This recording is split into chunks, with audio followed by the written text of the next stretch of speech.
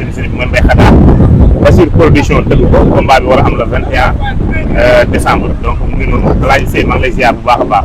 waaw maa ngi lay fay muy sa cameraman Diop daanaan nuyu mbokk internet yi seetaan ñëpp di la fay di leen dalal jàmm fii si xam nga parcelle si ngir jàmbaar wala suñu académique quoi nga ñëw comme ni nga ñu fekk nii rek ñu nekk si préparation bi jëm si 21 décembre bu bés bu mag Basir production tëgg ko nekk promoteur bu bees kooku daal jàmm di ko ñaanal yàlla réussite quoi di la sant di la gërëm aussi xam nga yéen a ngi liggéey si làmb bu am solo quoi.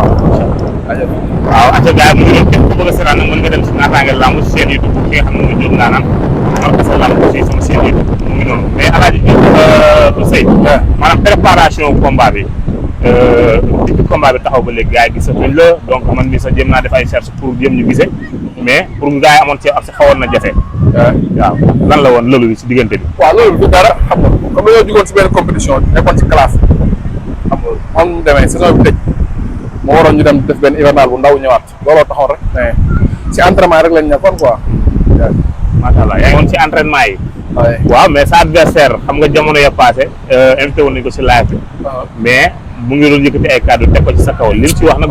kon jëw na ma de. jëw na la woon ci live. waaw mu ngi woon ci live bi waaye daal li mu wax bokk na ci. say jàmbaar sant ma ko lenn lu dul na taxaw maanaam na taxaw dëggal boppam. ma ne ko sa adversaire jamono jii nii gisuñ ko mu ngi lëlu. mu ne fu mu mën a nekk. lu mu liggéey na ko xeeb waaye daal na taxaw moom taxaw la la sax pour moom mu xam fu ma nekkoon. waaw day dem laaj grand frère Siteu daan na ma ñëw di ma fekk fi may contacté wala fu ma nekkoon di entraîné. moom Siteu yàlla min bi bu demee laaj ko say jàmbaar fu mu nekkoon yàlla min bi dina ko wax fan laa nekkoon ak si lan laa nekkoon. mais fan nga nekkoon. waaw moom nam bu ko laajee Siteu moom Siteu dina ko wax quoi. benn bu dul ñaar toog moom ay jili sekk xam nga. ay ku su mel ni ñoom qualifié ñoom ñëpp fekk ñu entraînement fekk mooy simeeku di contact entraînement comme lépp ñu waxtaan mu ne ma sama booy bi nga bëre Mbaye Xadaa mais sport la ñu waxtaan daw ma moom daw ma ko man daw ma toog entraîné après contact après nekk ñu ñibbi. maanaam ngeen nga dund ak moom yëpp sportif. ah mais noonu la parce que sport la quoi sport la dañoo daje si benn bërëb di entraîné mu fekk ñu fa tam ñu continuer suñu entraînement rek xam nga mu xamal ma que ne làmb moom sport la yi ñëpp ay frère ngeen bien vrai ki ngay bëreel sama frère la jàmm gën la dëkk. mais bërëb boobu noonu Diop war naa leer ban bërëb la. moom moo tax ma ne ko moom bu ko laajee Siteu dina ko wax fan laa nekkoon wala fan la ma gis. mais beneen coono ngi nar a yeewu de. fan nga nekkoon ak Siteu loolu leeragul loolu dafa war a leer. waaw fan nga dayoo. non moom bu déggoo bu ko laajee Siteu. waaw dina ko wax moo nekkoon incha allah. mais maanaam tey sa adversaire xam nga qualité yi ne si moom xam nga ay qualité am. waaw seetaan naa ko si làmb xam naa li mu mën a ci làmb xam naa tamit ay point faible am quoi. waaw xam naa li mu mën bu baax am na lu ma xam si moom bu baax a baax a baax. waaye. yan combat am nga seetaan. seetaan naa diggante moom Seck Ndaanaan seetaan naa moom Ama bu Malika moom Milkzo seetaan naa ko seetaan naa ay pas mal de combat am quoi. mais adversaire yooyu mu bëreel yëpp la ban maanaam lan ban jàngal nga si am la fait que moom mu bëreeg champion yi toll noonu nga wax donc tey yéen ngeen war a bëre le 21. non champion yi mu bëreel moom kenn du si man quoi musul am adversaire bu mel ni Seye Jàmbaar. unique waaw yi ma seetaan yëpp musul am adversaire bu mel ni Seye Jàmbaar vraiment musul am adversaire bu mel ni Seye Jàmbaar quoi. d'après adversaire yi ngeen a bëreel du si xeex du ci bëre. du ci xeex du ci bëre du ci vivacité du ci dara mu ngi doog am adversaire bu mel ni Seye Jàmbaar yàlla xam na loolu. mu ngi doog am adversaire bu mel ni Seye Jàmbaar. waaw loolu moom maa la ko wax te wax du sifloon léegi la nga gis li ma la wax mu ngi doog am adversaire bu mel ni man. mais moom aussi gis naa ko mais dafa mel ni ba tey moom mu ngi ci ay entraînement am de dafa mel ni am na si lu mu toog de. non moom am na si lu mu waaw am na si lu mu toog de. si lu mu toog mooy def benn séance am naan ay protéines. benn séance pour 10 parce que nee nañ ko Seye Jàmbaar pour bëri moom il faut nga 10. benn séance yow ku la wax benn séance lay def. ah yow may xalaat du entraîné kooku ay interview moo koy tax muy génne entraîné man li ma koy ñaan mooy mu dama bëgg mu simmeeku mu indi état ma gis ko ma kontaan quoi bëgg moom mu jël benn combat bëgg ma nga jël combat bi te ko si benn séance dama bëgg nga entraîné ñëw indi état boo simmeeku ko amateur yi kontaan ndax man moom amateur yi xam nañ ma si état kon man yow laa ay ñaax su ko def boobu quoi waaw mu góorgóorlu liggéey quoi mais pas mu ñëw indi ay yaram bu bare yooyu.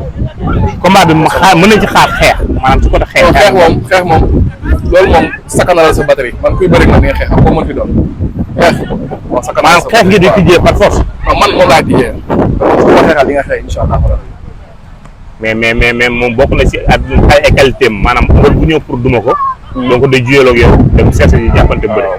man jàpp ma daan. bu la si jógee nag. non man moom du ma njëkk si dara moom du ma njëkk a songu du ma njëkk a dóor du ma njëkk xeex du ma njëkk bëre du ma njëkk a daan ah mais Diop sa waay li mu wax kon moom mooy diriger lamb ji. li mu wax ne bu dee loolu la diriger moom. mais man mais Seye dafa jógee ci classe. yëpp nag classe bi waroo si war a dugg. waaw parce que ñi nga fa dajee dañ la ëpp doole. dañoo nekk ay super lourd ci sa kanam. day nga jëlaat may xanaa bu doon koo xam ne moo ki ñi nga jógee ci classe bi mën naa ne ñoo yem dayoo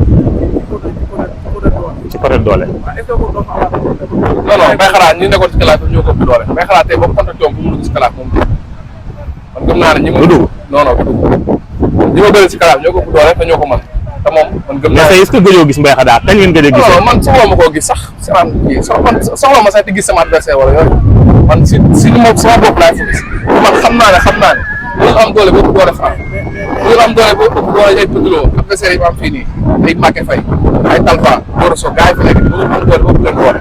man day xanaa bi ma gis keroog. waaw ñoom maa moor bu faasa ñu am si ñoom. ah mais loolu la xam nga yaram moom yaram ak doole bokkul force ak masse bokkul quoi mun na am yaram yi nga yaakaar ne am na doole fekk tel que c'est pas le cas quoi. mais ñamante woo leen nooy mën a xamee ne moom yaram rek la am. waaw non ñamante bokk nañ tamit benn terrain football maanaam moom si tournoi des arènes bi quoi ñun waa Rufisque ak waa Diamaguène ñoo daje. laalante ngeen foofu. waaw maanaam libéré moom muy ñëw di pointe xaw ma kii. ah dalante ngeen foofu. door naa ko école mu tey jógee foofu. waaw mafia baa ngi noonu waaw. gaa si gaa rek. waaw gaa si mafia. waaw. yàlla demee mais bi ngeen dalantee si terrain bi ngeen dalantee yow lan nga gis. non man moom biñu dalantee dama gëm ni maa ko doole quoi loolu laa gëm. loolu laa gis te loolu laa gëm. boobu waaw. boobu fekk na combat bi taxaw mais parce que après. mais boobu fekk na combat bi gaa yi koy bëgg a dox. boobu yaa gaa yi si boobu teg nañ ci boobu ñëw nañ ci laaj bi ba pare. waaw waaw defal nañ benn épreuve de force foofu noonu ma bama ko mu jàll pare sànni ko ci garawaay bi lay dem. mais ñaata contact ngeen am ci match ci biir match bi ñaata contact ngeen am. non bëri nañu ay contact mais contact boobu laa si gën a jàpp quoi. bu fël ko mu dugg ci suuf si. jël ko waaw.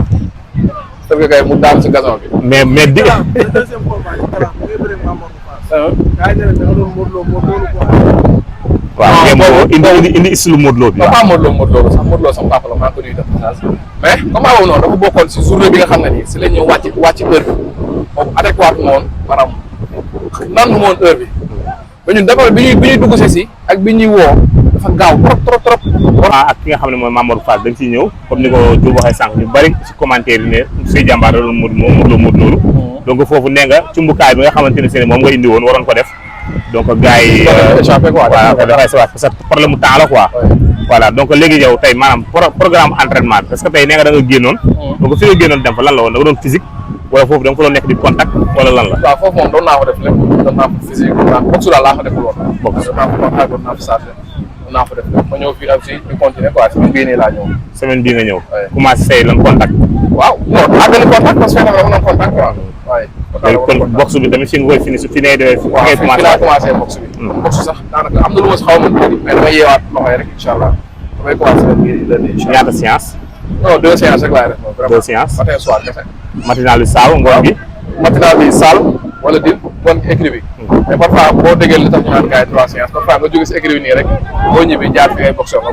boxe loolu moo koy xaw matal 3 séances mais 2 séances laa ko loolu quoi man gars yi yaakaar fi ngay boxe wala non fii parfois dañ ciy boxe rek mais fi may dafa foo xam ne centre boo xam ne fa laay boxe spécial waaw fii nag parfois poisson moo ñu teel ay paaw wala am na boxeur bu ñëw ñuy teel mais fee laa jëlee ay normal dem ay am sparring comme nga ñëw takk gaa ki takk gaa ngeen soog ko tey ngeen xeex quoi macha allah ñu ko defee fii mais noo gisee promoteur bi nga xamante ne si moo tëgg lamb ji Bachir production Bachir waaw di ko ziar rek di ko wax bienvenue di wax ne dugg na si milieu boo xam ne il faut ngay déglu parce que bëri na ay kayma quoi waaw surtout loolu bëri na ay kayma mais da nga ci def ak mindset rek xel mu sell di déglu bu baax aussi xam nga première journée moom yombul expérience du demee noonu mais ñu ngi koy ñaanal yàlla li mu si bëgg réussir yàlla mooy ko ñun moom man sama côté laa mën a wax man sama côté dina am satisfaction totale ci côté mobilisation ci côté mobilisation ci côté ambiance ci côté ambiance ci côté ñoo jaay bis bi waaw lépp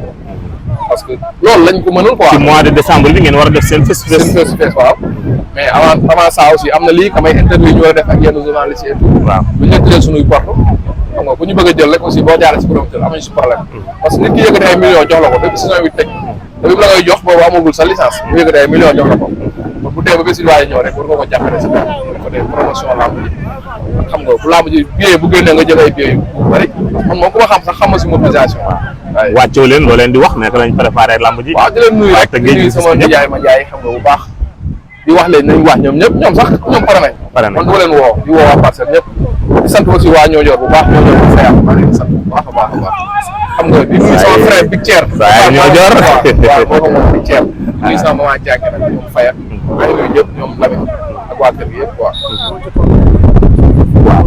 waaw diggante Modou Lo ak ki nga xamante ne seen bii moom mooy Sa Thiès combat ba taxaw na Franc Ndiago war a def première fois ak ki nga xamante ne seen mooy Tapha Tine.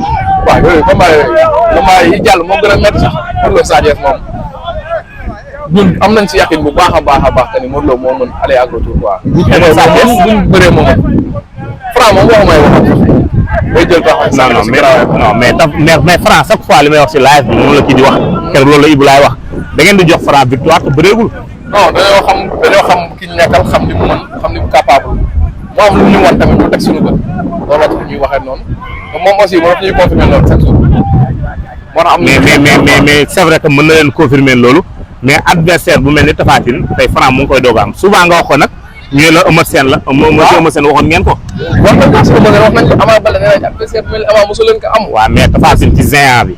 waay ci mën a bëre gi. mais Forza moom Tapha Tine non mais bokku qualité yi bokkuñu. waaw qualité yi bokkuñu. mais neexoon nag bu dee si géant nga wax si géant